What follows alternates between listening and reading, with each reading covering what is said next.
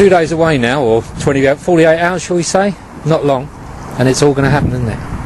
Yeah, obviously, can't wait for the game. You know, it's a bit of a obviously with the training in the last week or so, the actual game's a relief, you know, as it comes around. And yeah, we've boys worked hard, and we're really looking forward to it. And you've got your new number one alongside you, which is which is nice. Jason, yeah, he's come along board. He's stepped into the frame really well, and really excited, you know, the prospect of working with Jason this season. Yeah, it was nice to see him down at the Belmont a couple of games last season, which and you finished off well with Lordswood, didn't you? Yeah, we did. We had a great season there. But obviously things come to an end. New ventures. Spoke to Nicky about an opportunity to come here and hopefully improve myself as much as working with someone like Nicky as well. Yeah. I think it's a great time for me to step up the level, and obviously work with such a good guy as Nick as well. So it's good. It is good, isn't it? Yeah. And we've got obviously Dagenham and Redbridge coming along on Saturday. Their manager Wayne Burnett, he's had a great season. He came in as an interim manager, to use that word that they all throw about sometimes, and he's done really well, hasn't he?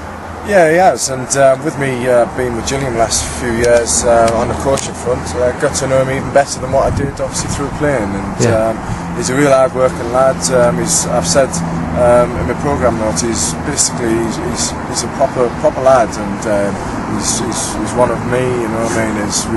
We played in a similar background, you know, northern clubs, and we play for the same managers. So yeah, he's a great lad, and I'm really thankful that he's bringing the team down. He had big shoes to fill, though, didn't he? Because John Steele did a great job there. He was there a long time, wasn't he?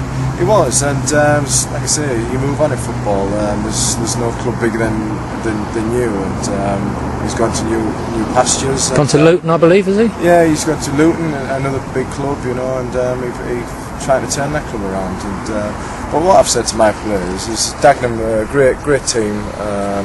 Very much always been a non-league team, you know, and they're basically they're one of these clubs that look at non-league players, and they could have played, like I say, do the right thing in front of the manager. You never know. You never know. No. And that's the carrot to my players. Interesting thing is that we've not really performed at the Belmont the last season or so. You must have felt that sometimes we go away from home, we put in a really good performance, the fans don't see it. It's frustrating for everybody, isn't it? It is, and that's what we've got to do next year. We know what we have to address, and we've made changes through the close season, and I brought a new ideas, new professionalism to the table, and that's what we're going to work to. And that's our motto, you know, for next season. We've got to work really hard, be professional, everything we do on and off the field, and try and make obviously the Belmont a fortress. You know, I don't like using cliches because they're not good, but a fortress. Yeah, we just got to take every game as it comes, and we've got to attack every game. As soon as the whistle's blown at 3 o'clock on a Saturday, we've got to get out them traps and try and go for it, and try and put performance in that we've got to be consistent with. And a non-league club but run at a professional level. I believe that's how you're putting it forward. And that's our beliefs. You ask Jason, and we do believe in that. That's all we've ever known, and it's all I've ever known. And I want to try and put that stamp onto my players and onto my staff and into the club. And I think if you do that, you'd be a better person. You know, being professional, and with bad habits, being non-league and stuff like that. Act professional, in any walks of life. That is, you know, as if you're a plumber, you wouldn't go to a job with carpentry tools, would you? No. So as my players, when they turn up for football, they go and get the boots out of the bag and turn up. You know, they don't just leave the boots at home. So that's good. Professionalism I'm looking for. I like the way that you've now changed the dressing room around a bit. You know, you've got a few notices about there, and I think the good thing about it as well is keeping the place clean, make them respect it. You know, that's what it's all about, isn't it? Well, it is. I mean, that's what I'm saying. Little things like wearing flip-flops around the place and your presentation. You know, it's all professionalism. And you look scruffy, you play scruffy, in my opinion. So you turn up smart, you're going to play smart, and that's what I believe. Jason, you've, I understand, been responsible for bringing a couple of your ex-players to the Belmont, which is nice. Just running us through, you know, for the benefit of the fans, just so that they've got a bit more background to it. I mean, the lads that we've brought in, obviously Peter Huggins, Hooper, Dan Wells, Jordan Wells, and and there's a couple of youngsters that are going to go, obviously, from the 21s as well. I mean, it's not a fact that they're just following me. At the end of the day, Nicky's seen them as well. Yeah. But if we didn't have them, they would have stepped up a level somewhere else. Yeah. So we need to take advantage of what they got. And at the end of the day, they know that the proof's in the pudding how they perform. Yeah. But they're winners. Good. And that's what I think Nicky... That's what the governor wants, isn't it? Oh, exactly. Yeah. And in the day, you turn up, you know that they're going to be here and they're going to give you 100%. Yeah. And I think the supporters will take to them just through their effort. If they're not going right with them on the ball, one thing they will do, they will work their arse off. That's good, that's good. And Nicky, one thing that obviously the chairman's going to be looking for this season is a decent run in the FA Cup. I know we mustn't get ahead of ourselves, but you know how important it is to hit the ground running from your professional days. These next few weeks, they're as important as the last 2 weeks of the season, aren't they? Yeah, and that's why we've come back earlier than any other club in the league, you know, and we want to hit the ground running.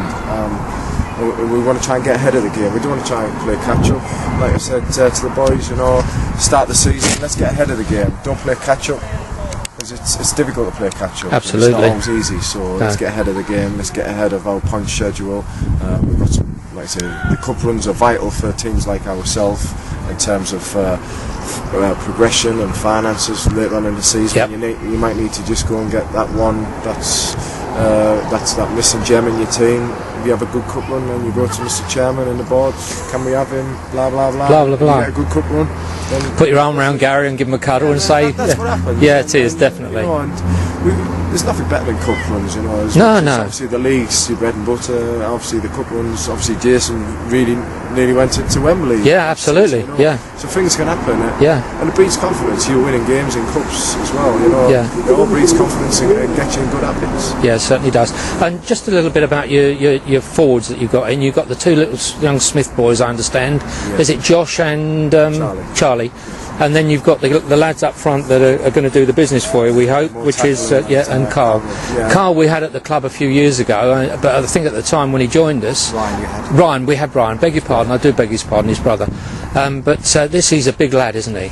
He is, and he's a big player, you know, and he's going to be a big player for us this season. You know, I think it's a real feather in our cap to catch someone like Carl, you know, and when you've got someone as hungry as Mo Tackler, you know, he wants to go and prove people again. Yes. He's been to this level and level above. He wants to go and prove to himself and to the fans and everyone and his teammates that he can handle this level. And I've got no doubt. He's attacked pre-season. He's been standout candidate for me, and his attitude his drive is bringing people through. You know, I've asked for players to be Pied Pipers, and he's one of them. He's one of them. And that's what we want. Good.